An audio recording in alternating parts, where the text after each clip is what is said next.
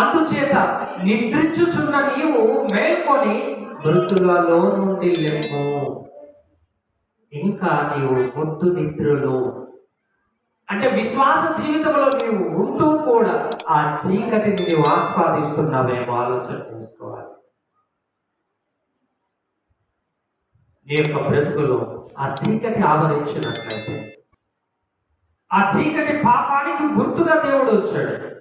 వెలుగు దేవుని యొక్క పరిశుద్ధతకు గుర్తు, వెలుగు దేవుని యొక్క వాక్యానికి గుర్తు, ఆ వెలుగు దేవుని యొక్క జ్ఞానానికి గుర్తు.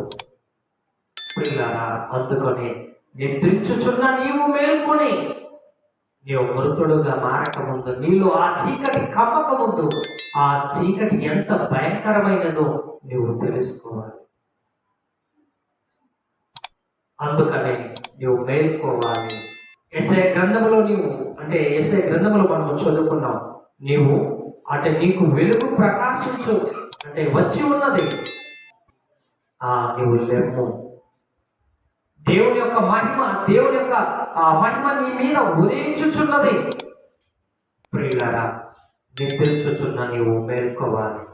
మృతులలో నుండి లెమ్ము, క్రీస్తు నీ మీద ప్రకాశించుచున్నాడని ఆయన చెప్పుచున్నాడు.